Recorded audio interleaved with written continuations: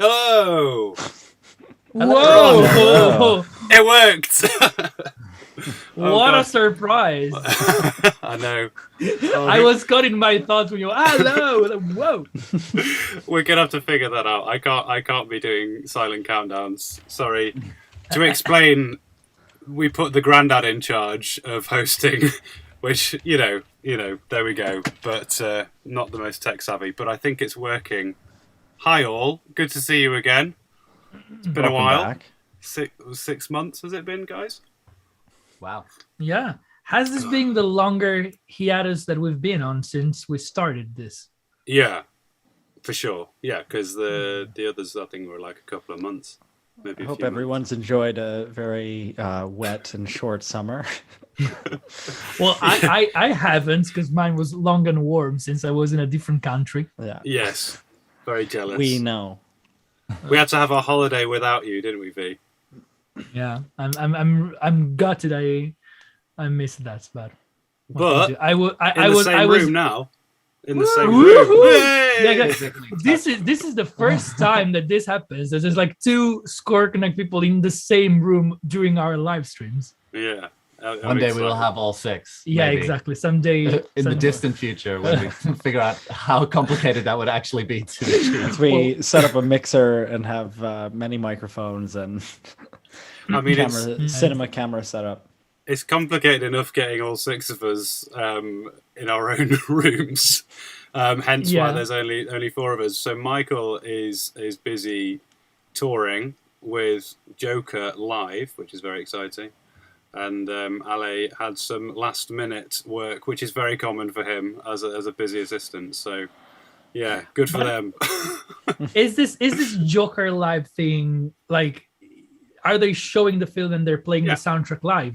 I believe Exactly so. right, yeah. Man, So, He's playing like, bassoon and contra, right? yeah. Yeah, He's playing. I believe so. He has to do a lot of very quiet entries on contrabassoon, apparently, which is sounds fun. That must be fun.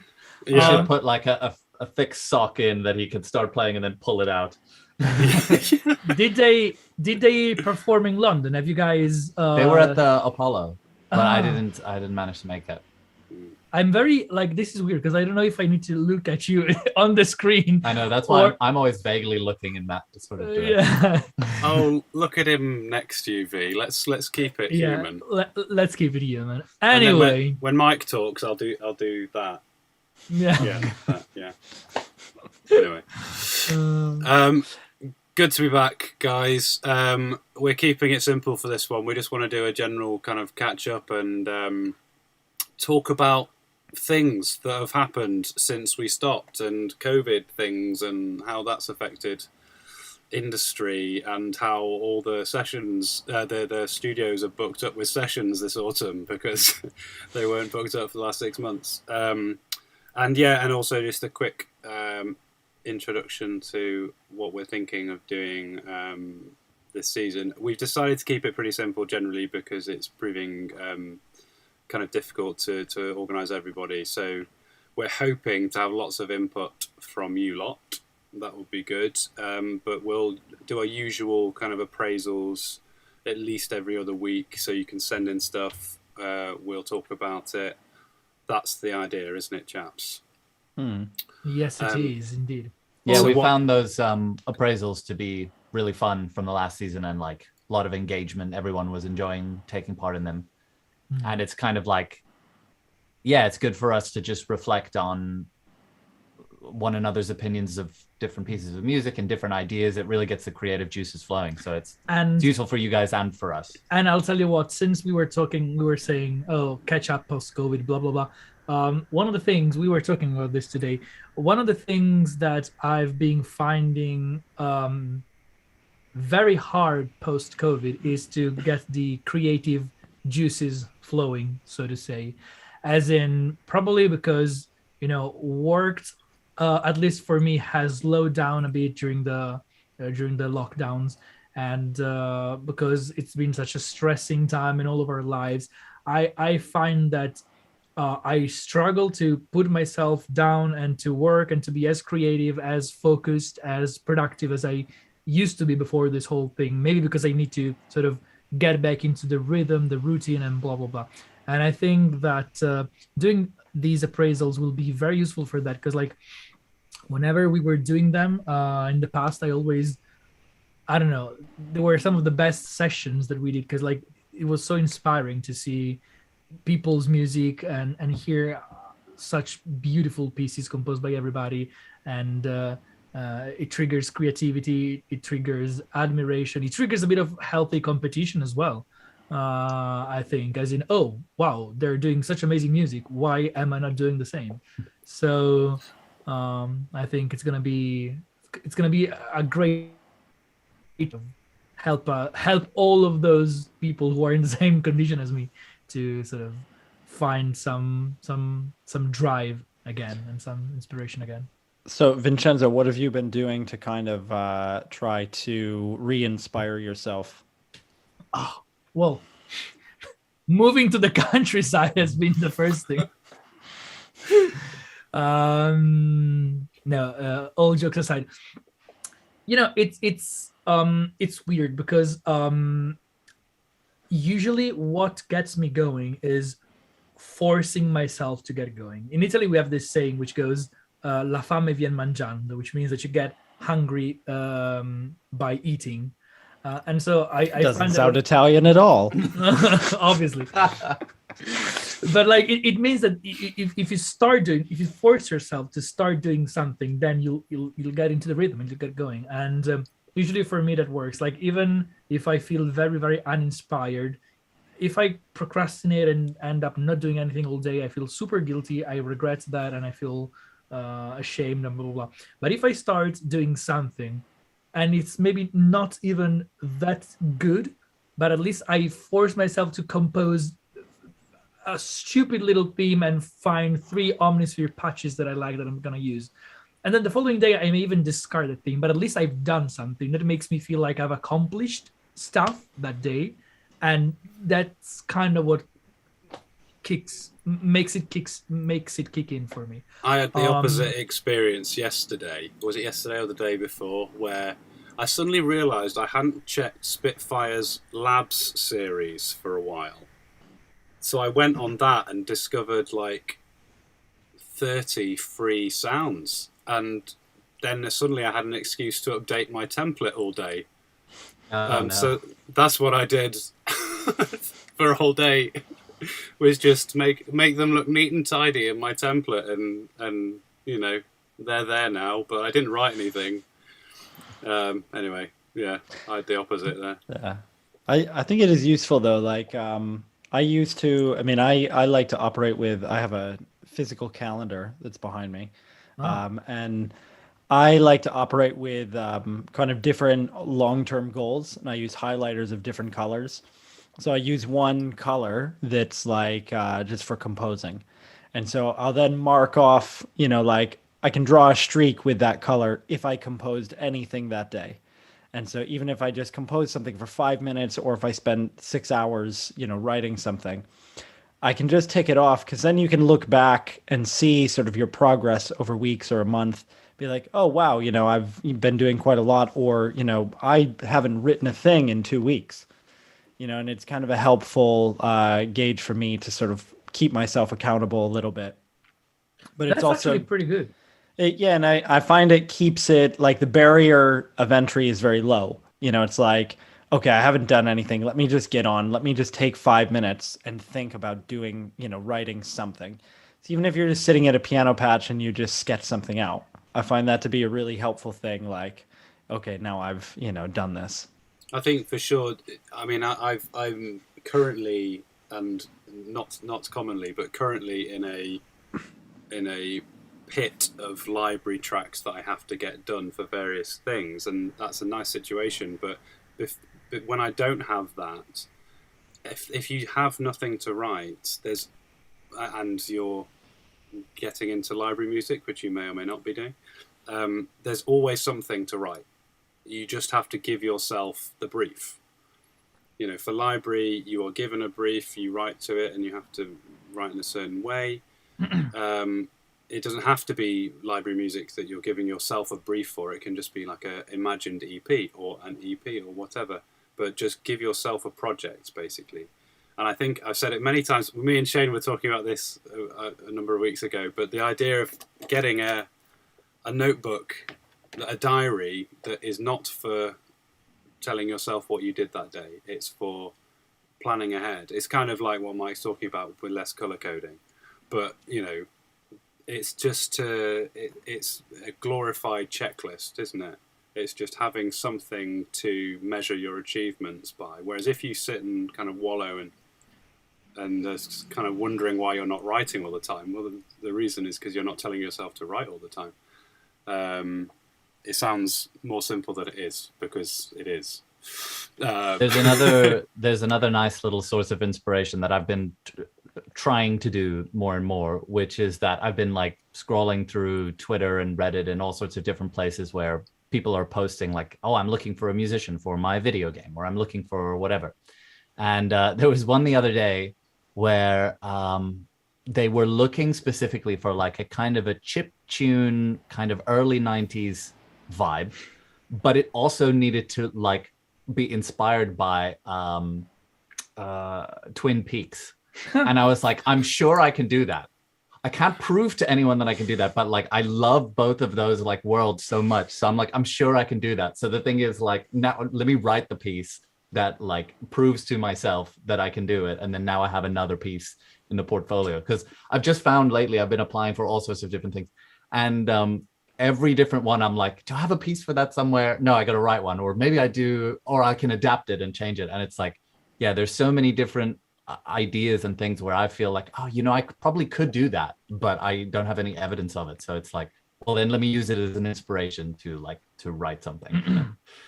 Well, that's a nice original approach. You're actually feel there's a bit of discovery there, which is nice. Yeah, because I wouldn't think to do that on my own. I wouldn't be like, what shall I write today? Oh yes, like an early 90s mashup, including Twin Peaks style. But yeah, it's cool though. So I hate this question in most other contexts, but what have you guys been working on?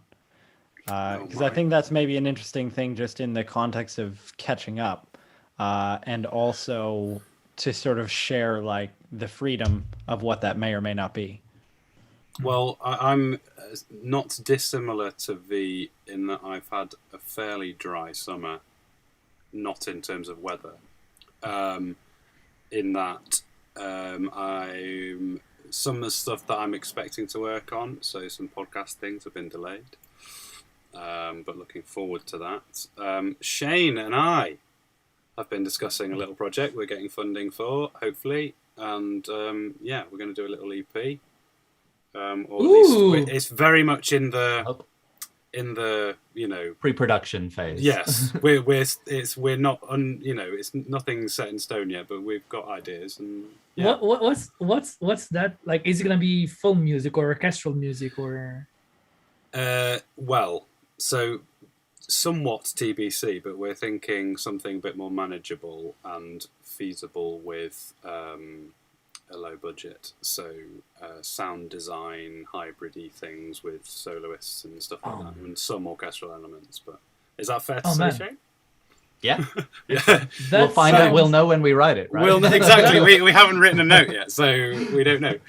That sounds so cool, and like the people in this group are some of my favorite composers, so I'm really looking forward to hear this EP. Well, it all came from because Shane suggested just sitting down and writing together, which it occurred to me at the time not really done before, at least not just sat and done music. I've done things like figure out lyrics to music, but we did it. We sat down and just started writing, and actually it was. I went in kind of skeptically. I'll be honest, Shane, because I don't. Oh, okay. I didn't know. Not because of you. Not because of you. Because it's you're so because used you're to the just skeptical. Because I'm a skeptic. But no, because it's a nice isolated process for the most part, isn't it? Writing, and we're so used to being in our own world, and anything that disturbs that can just be a distraction. And so when someone's suddenly in there with you, it's a very odd feeling. I know, Mike, you've done a bit of that of late as well, haven't you? And it's kind of that collaborative thing is a whole new approach, because like you'll play something and then you'll be like, well, maybe it could be this. And it's like, yeah, that has merit, and then let's figure out what's our process to when we write together. And it's actually it flips it on its head quite a lot, doesn't it? I feel like it was it's born from that.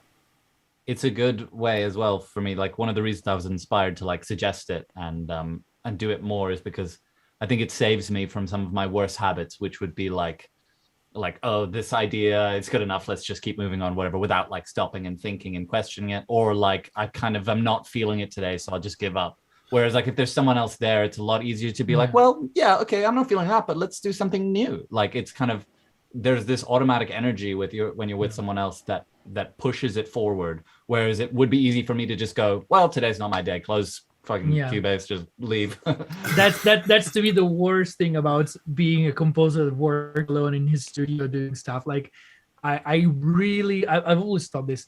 I really need the sort of like the contradictory side of it, like someone to bounce off of. Yeah, exactly. And actually, this is also why I think I am a better film composer than I would be a concert music composer, because like at least I have a director or a producer to fight with and to share ideas and to, if you're like that actually kind of terrifies me, to be a composer and just like it's just you and the white page and nobody sort of giving you opinions, feedbacks and stuff like that. It's I think it's 10 times harder than writing music for media or for a brief or for somebody. It's very I wouldn't put it in terms maybe of harder, just really different, right?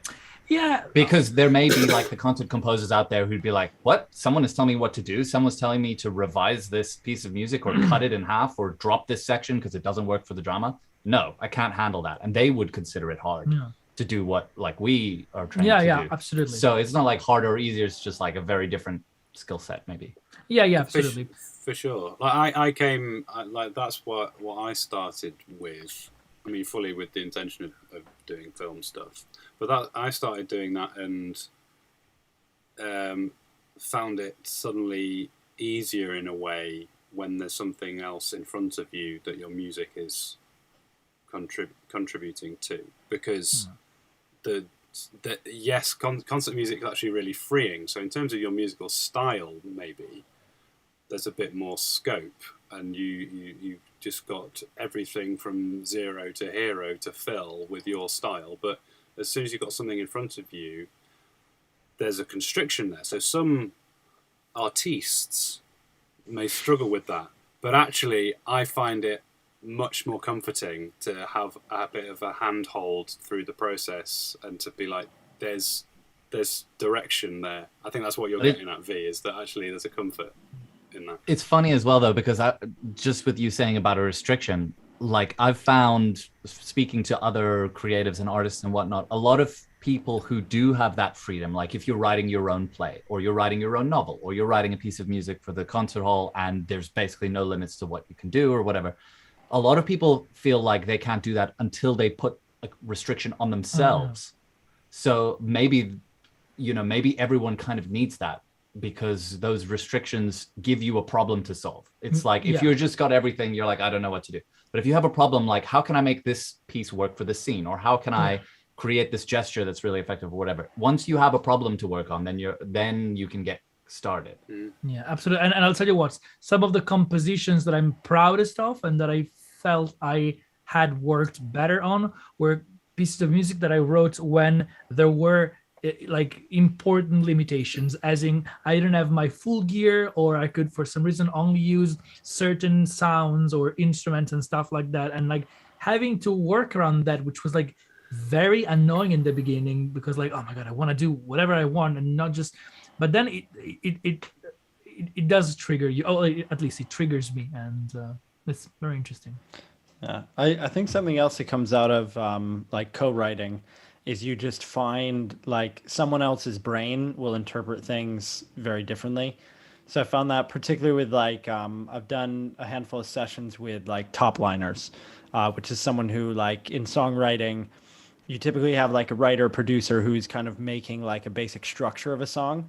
And then a top liner is usually someone who comes in and writes the melody and the lyrics to that song. And so in a way, it's sort of liberating because you can just start with kind of like a hook or, you know, basic progression or something and kind of build off of that.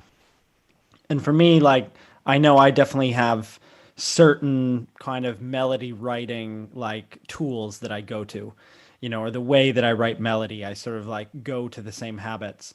And then as soon as I've like presented a basic idea to someone else, and then they kind of like play it on the piano and get it under their fingers, they start like singing the melody from a totally different note, you know, or something than I would.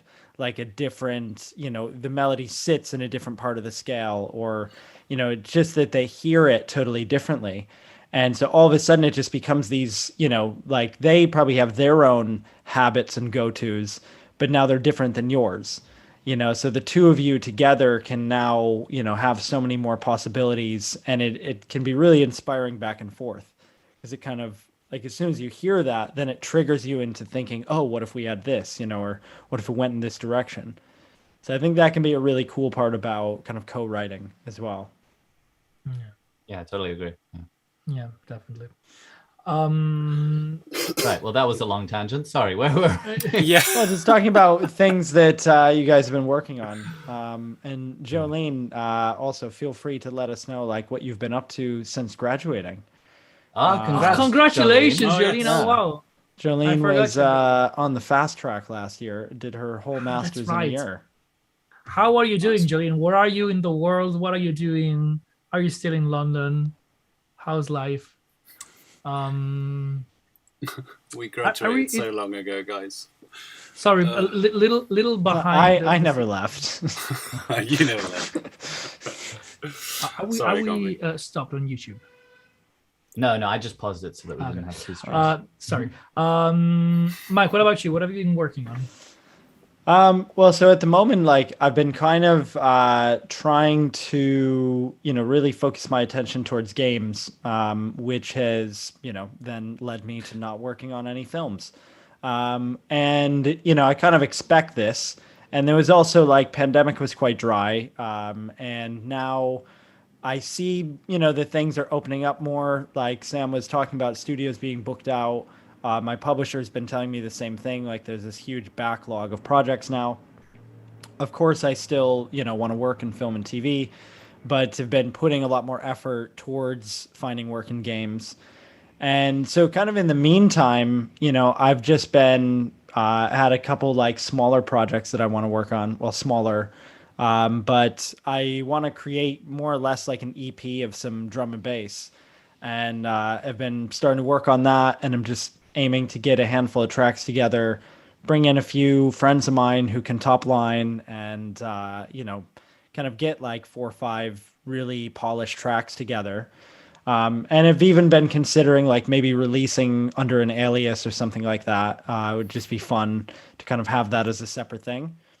And then So watch out on the drum and bass scene, everybody. If you see an album coming out soon, Yeah. whatever. Mike's dead famous. He's just so sick of the paps. He needs to get an alias. Well, I think it would just be like, you know, having a you know, different name or something that's quite typical in EDM.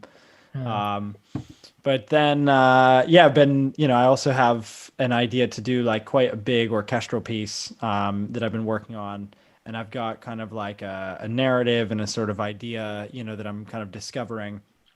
And that's a totally different process, like something that I look at like maybe a 2-year journey, you know, of letting that develop, really gradually find out what that narrative is actually going to be, and then, you know, write like maybe a 40-minute kind of orchestral work. So that's something much bigger I want to do. Sorry, Mike. I was going to say, is this following on from the thing you did in the States? You know, the experimental piece, or is that a whole new thing? No, just a totally different thing. You know, it's more like, you know, I find, okay, you know, I, you know, want to write some drum and bass and produce more and that kind of stuff and kind of focus on that area. But also, you know, I think a lot of what I've done in the past few years has been like orchestral film music in a very specific area and a very specific sound and genre, and kind of getting back more to like what I did for my album, and being able to kind of explore that on like a full orchestral, palette. So it's really just for that. Like, there's no commission. I'm just writing the piece, and then I'll find a performance for it. So if you want to do an orchestral piece that kind of follows on from your album, are you going to try and use live electronics as well? I'm thinking of that. Like, I think that is kind of part of my sound, and part of my style. And so that's something, but I'm kind of letting it sort of evolve to figure out what that might be. But I definitely think I'm starting more from, like, I think with my album, the concept, I wrote like half the tracks starting as a piece of electronic music and half starting as an orchestral piece, and kind of applied, one to the other. Now I feel like in a way I'm like separating those processes and kind of focusing like just on orchestral music and then just on electronic music. And then I think naturally they'll kind of find like cohesion, somewhere in that. Like, I definitely think with writing drum and bass too, of having some like string arrangements and things that I can record on like a smaller scale, a la someone like BT or something like that. Can I beatbox? Can I record beatbox on your... Well, can you beatbox? That's the first question. Let us all be the judge right now. No, that's not gonna happen on live stream. But I can, very poorly, but I can. Sorry, since my side is so bad, what is happening in the show? Because I've seen that Jolene just... Darren and Jolene are chatting about bubble tea. Well, nice. Jolene, and welcome, Darren. Hello, Hi, Darren. Chatting about what? Chatting about bubble tea. Oh, Jolene was saying she gets results tomorrow, so good luck, Jolene, on that. Good luck, yeah. And good also, luck. I'm sure you'll do well. I don't know. I'm not involved in that, but I'm sure you'll do well. And also that you're doing some arrangements for a Taiwanese composer, which is great. Ooh. Nice one. Very nice. What kind of arrangements, like for what sort of forces are you arranging for? We'd like to know. Mike, to drag you kicking and screaming, from your passion project, you mentioned games music, which I latched onto a bit there. And I know, Shane, you're looking into that bit as well. Give us reasons why. Are you being proactive for the future? I suspect you might be. But is it just an interest? I'd say both, but there's also some other interesting topics which I'm, happy to kind of divert towards at some point if you guys are interested, like industry direction and, like Spotify and all the other kind of big players released a proposal a couple days ago about how to cut even more royalties away. There's things that are happening, just to sort of like bring those to the forefront. But, my attitude, I think so personally for games, I think there's a couple personal reasons. One, I love games and I love game music. And I think one of the main reasons I love game music is because it's a lot more sort of free and unique, and there's so much more diversity in the genres and cross collaboration and stuff than what a lot of film music is now. I think film music tends to, especially on like, if you look at Hollywood films, has to be very safe and has to be a particular style, and we all know this, we've all talked about this, before. But so I think in games, you'll find like such a unique variety of what you can write. Then, I think also from a personal point of view, like, what do you want to ultimately do? What's the ultimate goal is be the best composer you can be. And so I think, what's one of the best ways to do that is getting in front of an orchestra as often as possible and just writing and recording your music. And I think personally that you're going to have more time in front of an orchestra writing for games than you will for film. Because film, only if you're working at the top level, to like, if you look at the guys who are AAA list, doing all the AAA titles, they're in Abbey Road and Air, maybe once or twice a year on projects. And that's if they're doing a dozen projects a year. So if you think like 1 out of every 12 projects will be that, glory week where you're in Abbey Road with a gigantic ensemble, great, but it's even at that level, then it's really constrained, creatively. And so, I just kind of think like if you're going to put in, 10 years of work, say, thinking like, oh, I'm going to go assist someone at remote control and, like I'll work my way up and, that as an example, because that's what many people sort of see and, is a sort of common idea of like, if I can get inside that system, I'll come out the other end as like a Ramin Djawadi, or a Dom Lewis or someone like that who has like assisted their way up into becoming a major person. And I think that just doesn't happen anymore. And also, if you're going to spend 10 years doing that, you could spend 10 years just focusing on your own music. So I don't know. It's a very long and extended answer. But I think those are sort of the two main things for me is like, I think creatively, it's a lot more interesting. And from like what opportunities I think it can afford you, I think there's a lot more. You don't need to be recording in Abbey Road with 120 musicians when you could go to like Vienna and record with 30 in a really interesting project. That's just more appealing personally. I was gonna say, Mike, just about the games thing. It's interesting. Some of the stuff you were saying there. It struck me as not quite what my conception of how the games composition world is. Just because I see, so like you said, there is that variety. I agree with you on that, and there's so much variety. But to the point where there are plenty of game scores that don't have a single live instrument on them, and their particular aesthetic works with like an old ROM sampler or like, just purely synthesis or any number of other different ways of creating those sounds that don't involve that. So my guess is if you did want to be in front of an orchestra as often as possible, it sort of depends on what games you're working on, right? But yeah, just to react to that. Yeah, I think that's definitely a fair point to bring up. Because I guess I'm thinking mostly, kind of also in like AAA titles, which isn't to say that everybody who gets into games is going to have that commonplace. It's probably fair to say it might be just as rare in a lot of cases, but it does, it is a bigger industry. It is an industry that has more money in it. And so I think it is more common for smaller, projects to actually be able to fund musicians and hire a small orchestra, as opposed to in film. I know that small projects don't.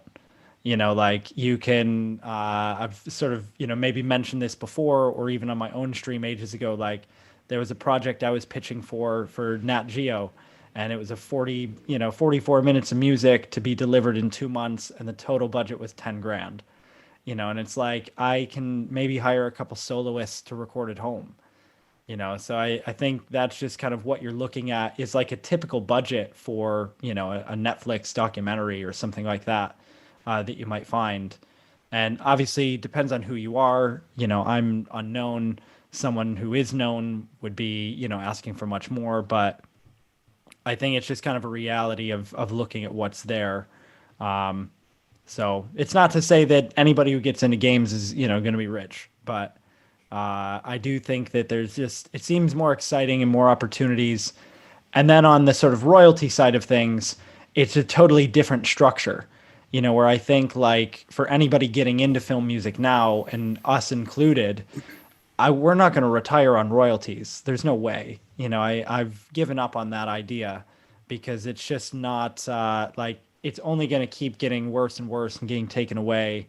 Maybe I'm pessimistic about it, but I'm the optimistic American, and if I'm pessimistic about it, then and we're in trouble. I was just going to say on games, there's something else that really appeals to me about them, which is kind of it seems like there's a longer development of musical ideas reacting to the game from an earlier stage and seeing it grow and expand, and you can reconceive rather than being like, oh, this score needs to get done in 3 weeks, go. And that really appeals to me because I like that kind of reformulating ideas and being like, okay, this is a first draft, but now that I've seen it in action, I can really rethink it and start again. I love that idea. And if that can work, then I like it. And there's also the adaptive music side of it, which is really interesting as well, which I think is just happening more and more in more modern games. I don't think it's the only way to do games music, but it's really interesting. So you guys know, but just for if anyone else doesn't know, when I say adaptive music, I mean constructing a music system that reacts to what the player does in the game. And yeah. I was just going to say, Shane, on that, I think what I'm interpreting from what both of you are saying is that because of the way games are made, composers are valued more highly in the team. That's kind of how I would interpret it. A very sweeping point, but from people I've spoken to who work in games, you know, they work, like you say, they work on things for a long time, and they're in it from the beginning as part of the world building process, because it's so integral to the gaming experience that they're really valued highly, and I think that's represented in their fee, in their budget, and in the amount of time they're given to work on something, which just isn't the case in 95% of film and TV projects, and I think budgets, as you know, for what part of that are not improving, certainly not in TV, and certainly not with streaming services. So it's you know, this is why I asked the first question really, what the motivation was, because I wondered how much of it was that. Yeah, just guys, I'm just noticing in the chat, Jolene's answered the question, which gives rise to an idea that we should offer this at one of our appraisal weeks. But anyway, Jolene's talking about the composer of the Taiwanese music, and that it's I interpret that as being kind of Taiwanese pop music. Is that fair to say, Jolene, that you're arranging for orchestra? Because I think we would probably like to see that. So please do get something ready for us to look at in the coming weeks. If you can. If you're allowed. I mean, no pressure. All those provisos aside. No pressure. And also, she was asking, going back to games. She said no, he is a concert music composer. Oh, sorry. So it wouldn't be pop then.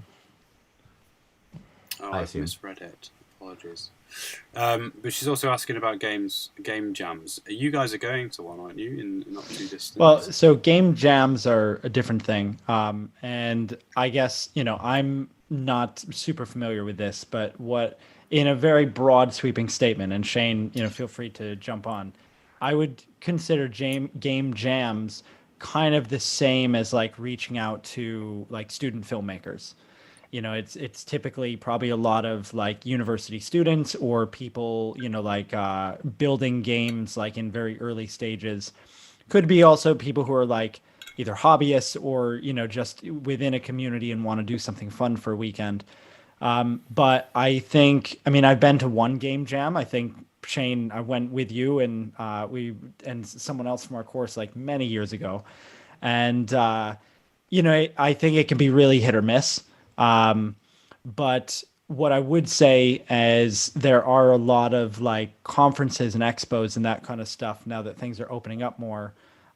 Shane and I are going to one next week, and, you know, these types of opportunities I think will be more abundant, where you'll meet a lot of people. There's also things like, you know, different groups and discords for people who are trying to kind of move into games and find careers in games. Most of that will be geared towards programmers, animators. You know, that's kind of what it seems to be like the bulk of work that's needed in games. And if you find different games companies, most of them have jobs openings, but that's kind of what it's in.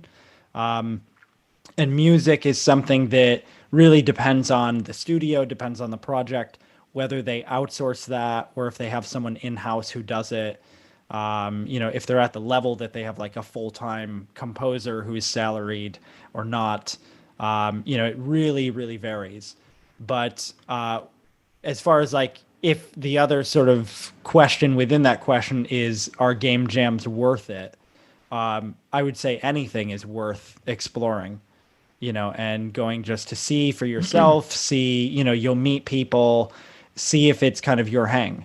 you know, and maybe you get to know a lot of people within that, or they turn you on to something else like, oh, here's this group I'm a part of that, you know, and they have events monthly, stuff like that, you know, so. Yeah. I was just going to say about game jams. So there's kind of two different ways they can be. I think the one I attended with you, Mike, which wasn't so successful, was kind of like an in-person one. It seems like nowadays, and especially with COVID, they're very much online communities, and they seem like they're a lot easier to get involved with, and you can get involved with a lot more diverse people. They're also happening really often and with a lot of people taking part.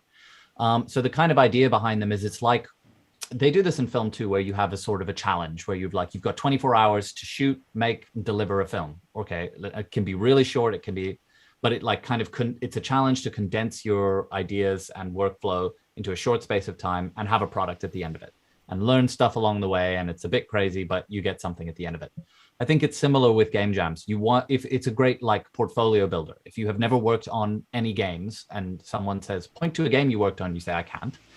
Once you've done a game jam, you will be able to, even if it's very small, even if it's like a simple concept, that's okay because you've taken part. And so that's how I think it's most useful. And you also meet people along the way, because let's say, for example, the programmer you're working with or the art person you're working with goes on to be involved with a studio. Now you have a connection at that studio. You know someone there and you've worked with someone there. So it can be a portfolio builder and a way of making connections, which to me makes it seem quite valuable. I'm planning on doing a few more just to experiment with it. With who knows what it will lead to, but I think it's like a good thing to challenge yourself. But yeah, just go in with very cautious expectations. It may not lead to anything. The other thing that can happen with these games is they're very they're really like core concepts, like a very simple idea executed in a very small way. That though, like a lot of very big and successful games, if you trace their roots back, actually started from a game jam, because they found a really cool concept or a little gameplay loop, they call it, where it's like you're doing something and then it's just a loop of fun. It starts with this really simple idea, and then because it was successful in the game jam, it's like a proof of concept to say, hey, this idea works, we can build this into something bigger. And if that team has the experience and the you know, kind of internal planning, they could then get funding and develop it into a fully fledged game. And if you compose the music for the you know, the game jam version, it's very likely you get brought along for the full version. So it's kind of like you could get really lucky with it, but either way, if you do a good job, if you do your best work, then now you have something on your portfolio that you can show. I guess the part of that being, you know, if you don't go, then nothing happens. You know, what's the harm? Yeah. I think that's guys, a good comparison, like 48-hour film challenge or something like that. It's almost the same thing, yeah. Sorry, Sam, sure. You were going to say something. I was just gonna steer the conversation, just looking at the time, to COVID. And I wondered whether you guys had any thoughts about if the industry's been seriously affected or not. The headline that comes to mind is that I think it's Disney has just pushed back a bunch of cinema releases again, which to me came as a real surprise. Yeah, I don't know. I guess I'm specifically thinking of cinema here, and whether there's going to be a shift with more sort of streaming releases, things like that. What do you guys just to think? Understand, Sam, because I haven't read that. I'm wondering, is that globally or is that in certain local territories? It's global. Globally. Wow. Okay. It's like major, Indiana Jones and Marvel, like 3-4 Marvel. Yeah, Indiana Jones got pushed back a year, I believe. And some Marvel things got pushed back a number of months. So. I read that, but I didn't understand. Is it for COVID? Like, did they have problems producing? I suspect it's because they aren't impressed by their box office intake, and so they're. And I'm not surprised, because I've been to the cinema a few times this summer and it's been basically empty. where in a you know it would never normally be. Yeah. You know, I've watched both June and James Bond. say Like pretty much nothing the about week. June. Say I nothing. want pretty much the week that they came out in Italy. I watched them, and I've never seen the cinema room, the screen room, so empty. It wasn't. Being Yeah. like Yeah, scary. I mean, well, I know one, like, I had a friend who was working with sort of AAA guy, and he got furloughed because all of this guy's projects just got pushed back, you know, by like a whole year. You know, and it's a very, very well-known composer. And so it's kind of like, whoa, you know, like this guy just all of a sudden has no work for the next year. And this is after things were already opening up, sort of, I don't know, towards the end of, or I think it was like the beginning of this year or so. But I don't know. I look at that as kind of like, I don't know if it's a warning sign or not, but I think that, you know, you have to remember, like, if Disney is a streaming platform, Disney is also a company that has theme parks, you know, like and so is Amazon. Like, these companies, they earn money from other places, which means they can afford to take a loss on making a film. You know, they don't have to necessarily recoup. I mean, they want to recoup, but they don't have to make a ton of money off of the next Marvel film because they're just going to sell merchandise and they're going to, you know, make a new ride at Disney.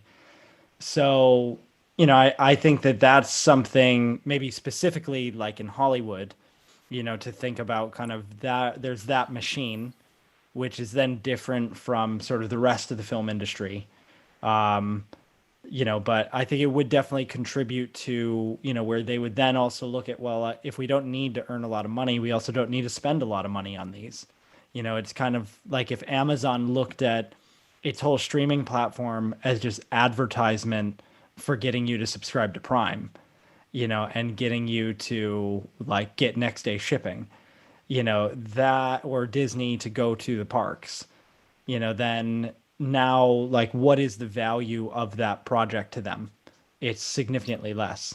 Well, this is what the this is almost exactly. I think since we stopped the last stream, there've been a couple of lawsuits, haven't there, with Disney and Disney Plus from Gojo. Certainly, yeah. Gojo exactly. and Emma Stone, I think, have both sued Disney because they basically signed a contract that didn't include a Disney Plus dual release with a cinema release, and that I think is fair enough. But yeah, because they probably, I mean, surely have points on box office sales, so it impacts them directly and significantly. That it's like you're going to release it at home at the same time.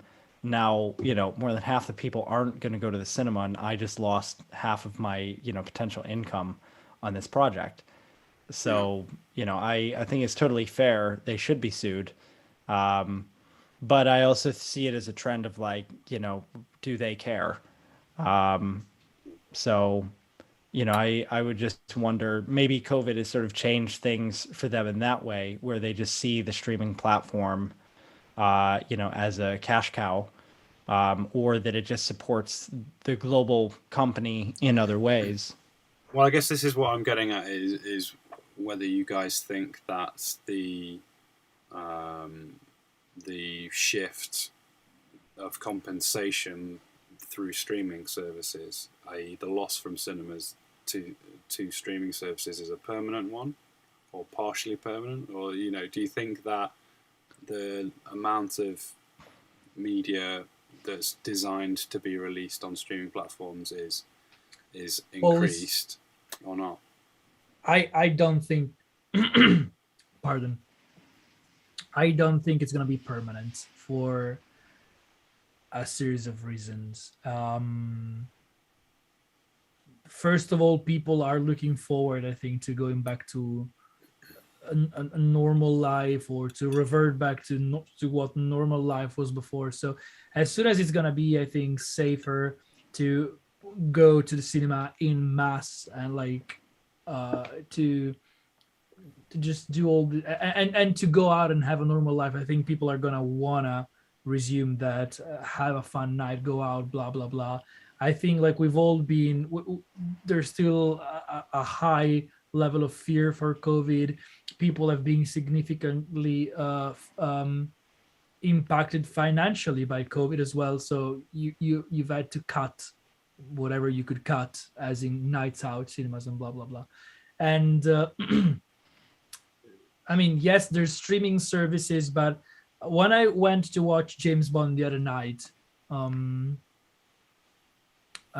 even with June, but more with James Bond, because it was like it's a good action film, and it's just it made me realize how much I'd missed going to the cinema. Like these were the first two films I've seen in I think a year, and it's not the same thing, and it takes one film for people to go to see and to realize, oh, I've missed this. This is like, I mean, I don't think both people and studios are gonna give up on cinema and on theatrical releases anytime soon. And surely we are in a weird time in history, and surely the rules of the industry are changing, and surely the streaming services and platform owned by the studios themselves, because there's not only Disney, there's also now Warner Bros. Who owns what's it, HBO Max or anyway, like there's studios buying streaming services. So surely the industry is changing, and the way we get to the products is going to change. But I am also convinced that it's somewhat temporary, and that and yeah, we are possibly facing a change for the best, and we're still a lot in a transition time. I hope you're right, man. I mean, films are dubbed in a cinema screen for a reason, you know, and that's my attitude. Is basically all films are designed for the cinema. Whether you want to see them there or not is one thing, but that's what films are for: is to go and see in as an audience member, with proper sound and proper visuals. So.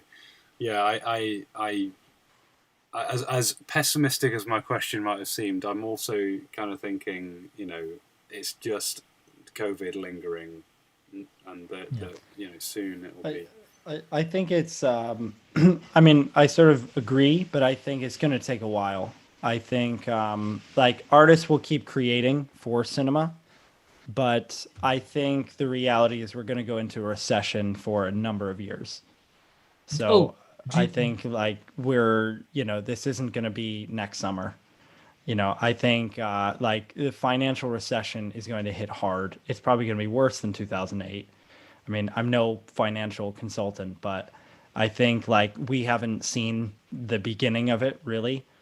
But like in the UK, definitely there's both like COVID and Brexit, and you know, but it's the same kind of in the US. Like I think people are going to be quite financially depressed for a while. So as much as we love cinema, and I hate to just be like, I feel like I'm being a downer tonight, but and, you know, you're the party pooper of season 4. Yeah, it's because Sam's hosting it. If I'm hosting it, then I'll be positive. But so I think that people will be like, you know, most people who go to the cinema, the majority of people who are going to spend money on it are not going to have that money. I think it's going to be tough. And so I think that's probably what streaming services are looking at too, is thinking like, well, we can offer this cheaper option. Hold on though, because I think that's very territory relevant. Because like in Italy, going to the cinema still costs €5 in most cinemas. And in a lot of other European countries, it's still fairly cheaper.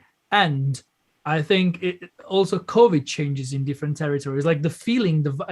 I mean, I know that here in the UK it's safer now, but there are still soaring cases. In Italy, it's fairly safer at the moment. Like the what's it called, the RT factor, like the sort of statistic that tells you how infectious the disease is at the moment. It's like 0.4% at the moment in Italy, and like the general atmosphere is quite different, I feel, from here in the UK. So I think I see what you're saying, Mike. It's a much smaller market. I mean, I think Yeah. like the U.S. has commanding power because it's for has sure. a bigger population than all of Europe. But but I think in general, I mean, I'm not comparing obviously Italy to the UK or US because it's irrelevant. It's like pissing against the wind, as my former composition teacher used to say. Yeah, this very colorful expression. But that in Howard? general, sorry, Was that Howard? no, in Italy, composition Oh, teacher okay. in Italy. My That's first a very, composition. very good British phrase as well. Works Oh, beautifully. really? Pissing against the wind. It's a I think lovely you say phrase. into, but yeah. Into, oh, okay. Oh, yeah, no, that's right. Into. Anyway, I don't know. I think the perception of this whole thing may be dependent on where you live and what you experience. But for sure, what you're saying, Mike, the US pretty much commands. Just a quick, so Jolene's written in, like, anyone consider writing for anime. I mean, I know personally, sure, I love anime. I'm up for it. But one kind of, I guess, barrier of entry I see, at least for me, is that it's a Japanese market. And, so like our dear friend Kevin Penkin, who writes for anime, is fluent in Japanese. And so he can, go and write in that market. And I know that's been a huge factor for what's allowed him to do that, because he can, not just speak, but like understand culturally, how to network and stuff like that. But is it something you guys have thought of? Yeah, he's also like knowledgeable about the art form. I'm not. I mean, I've seen a little bit of anime throughout my life, but really not a lot. So I wouldn't be against it, but it would be like I have no idea what I'm doing. And speaking of Disney Plus, he's isn't his latest Star Wars thing out now? Yeah. Star Wars Visions. Very cool. It was awesome. I watched it. Really good. Very proud of our boy. I haven't seen it yet. Oh, cool. I was just going to react to the whole thing that you guys were saying about the cinema and everything. I think it will be interesting to see what happens. Like, one thing that I am sort of imagining is that the kind of attention economy is getting more and more diluted as more and more technologies develop. I was thinking, like, we were talking, Sam, the other day about how like VR is just like, and I think as well, me and you, Mike, is like poised on the precipice, could become this huge sort of sensation that eclipses a lot of other things. It might not, we don't know. But the thing is, if there's VR and there's video games, there's cinema and there's streaming services, and there's all the other things that kicking a football around on a Thursday night, all the other things that previously existed, there's an awful lot of competition for just what people are doing with their time and attention. Also, a lot of people are scrolling through TikToks and Instagram and stuff rather than watching a TV show or whatever. Like, people are finding, or me, I spend too much time on Twitch. Like, people find other ways to spend their time that might lead to the further dilution of cinema. And it's because it's been taken away forcibly from us for like a year plus, depending on territories. It might have just, lost that place in our habits. But it can definitely come back. I'm not making a prophecy or anything, but that's just something I was thinking about. Yeah. Interestingly enough, though, all those things that you mentioned that subtract attention from cinema are things that require music. Well, so I'm not saying it's a bad thing for composers. I'm just saying there's more things that require music to be written every day than the previous day. Like, there's more jobs for people to have music written for things than there ever has been. But it is a like very diluted industries. So you may find that like, I don't know, a handful of years ago, like writing for audiobooks was never a thing a composer could have considered doing. Or is maybe a handful of people who like had a job sort of focusing on writing for audiobooks. Writing for podcasts, 5 years ago was not much of a thing, but now very well could be a career. So I think it is quite interesting, or like Earth Eclipsed, what you did, Shane. That's a really interesting like audio drama, is like a kind of, emerging field as a whole sort of genre. And, just in proof that like it was the first year that Tribeca had held it there. Yeah, for the first year they accepted fiction podcasts as a category of awards at that festival. Yeah, and I think it is growing the podcast market. There's a lot of different things going on in that space, but fiction podcasts definitely have their niche of people who love that. And clearly by the fact that there's a category, that's a pretty good calibration of how well something's doing. Is if they offer an award to it, then there's enough nominees. And well, that's a bit more optimistic, guys. we got to end on a hopeful note. Yeah. Well, should we just, before we finish, should we just talk a little bit about our vague plans for the season? Over to you. You talk a little bit about videos. I'm going to take out my notes. So pretty much the structure that we were thinking for this season is to alternate between evenings like today, where we just chat about, where we have a series of things planned.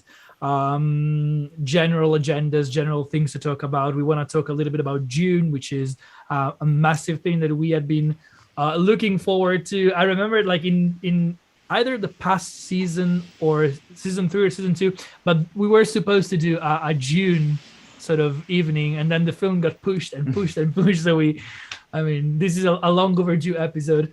And then what else was there? How to make the best use of small budget, trailer music. All sorts of things. This evening pretty much felt like a game music agenda, and there's lots of things to talk about. But as you were saying in the beginning, the main thing is that we want to every other week at least have an appraisal evening, a share and tell evening, sort of, where we can share our music. It will be more or less guided. We may do an evening where we just say submit whatever you're proudest of, or submit whatever you're working on right now, so that it's like free for all. But more or less is going to be guided in the other evening. So it's going to be, again, action music, synthesized music, small scale music, that kind of things. And so every other week we're going to have a chance to listen to each other projects and give each other feedback and get some inspiration from that. It's been a bit of a slow start this season because, as you were saying, the world is kind of reopening little by little. So we started this also because we had nothing else to do, because it was the first lockdown, and now that the world is reopening, it's just normal. I hope that we're gonna get busier and busier and busier. So even though this was a bit of a slow start and not well advertised, we'll make sure to get all the information out in time so that you guys will know what we're doing next week, and hopefully we can get the ball rolling again, because it was a lot of fun all the previous seasons. I'm actually really happy. I think we said this with you, Sam.